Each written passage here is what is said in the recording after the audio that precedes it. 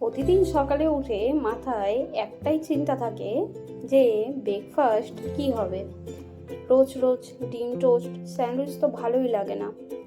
তাই আজকে এই রেসিপিটা ট্রাই করেছিলাম, পনির ভেজা স্যান্ডউইচ।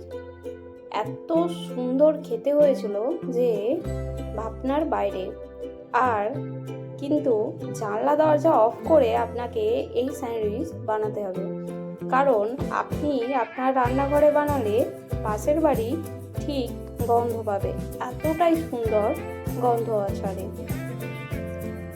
বানাতেও খুব ঝামেলা নেই, একদম সহজ রেসিপি। চলুন বানিয়ে নিই। প্রথমে আমি এখানে ছোট ছোট করে পনির কেটে নিয়েছি। তারপর একটা তাওয়াতে দিয়ে দেব কয়েক টুকরো রসুন, কাঁচা লঙ্কা এবং বাদাম। কাঁচা লঙ্কাটা আপনারা আপনাদের পছন্দ মতো দেবেন, ঝাল অনুপাতে কাঁচা লঙ্কা দেবেন।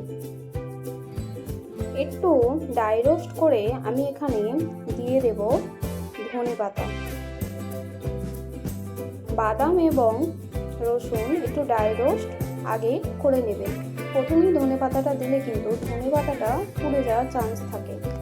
তারপর ধনেপাতা দিয়ে আমি ধনেপাতাগুলিও ড্রাই রোস্ট করে নিলাম। তারপরে একটি হামাল দিস্তায় নিয়ে ভালো করে থেতো করে নেব। যদি হাতে সময় কম থাকে তাহলে মিক্সিতেও বেটে নিতে পারে, তবে হামাল দিস্তায় করলে এর স্বাদটা খুব ভালো আসে।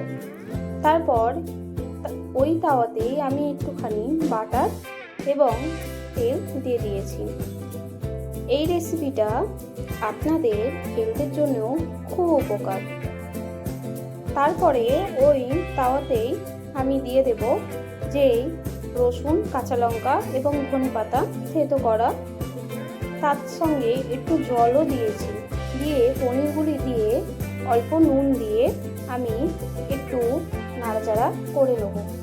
তারপর এখানে আমি দিয়ে দিয়েছি পেঁয়াজ কুচি এবং ক্যাপসিকাম কুচি। পেঁয়াজ কুচি এবং ক্যাপসিকাম কুচি দিয়ে আমি ভালো করে নেড়ে চেড়ে জল ঝরিয়ে শুকনো শুকনো করে নেব। নামানোর আগে আমি ওই পেঁয়াজ আর ক্যাপসিকাম কুচি থেকে একটু সাইড করে রেখেছিলাম, সেগুলি দিয়ে নামিয়ে নেব। এগুলো যখন মুখে পড়বে খেতে খুব ভালো লাগে। তারপর আমি এখানে 4টি ব্রেড নিয়েছি, দিয়ে এগুলি ওপরে পনিরগুলি দিয়ে দেব। আমি এখানে 2টি চিজ ছাড়া বানাবো আর 2টি চিজ দিয়ে বানাবো। আপনারা যদি ডায়েট করেন তাহলে আপনাদের জন্য এই রেসিপিটা কিন্তু একদম পারফেক্ট। শুধু চিজবিহীন বানাবেন, তাহলে কিন্তু এই রকম হেলদি এবং টেস্টি রেসিপি আর কোথাও পাবেন না। এটা খাওয়ার পরে আপনারা এই রকম প্রতিদিন বাড়িতে বানিয়ে খাবেন। আমি এখানে একটু বাটার দিয়ে তাওয়াতে সেকে নেব। সেকে উল্টে পাল্টে নামিয়ে নিয়েছি। দেখুন, দেখতে একদম লোভনীয় হয়েছে না?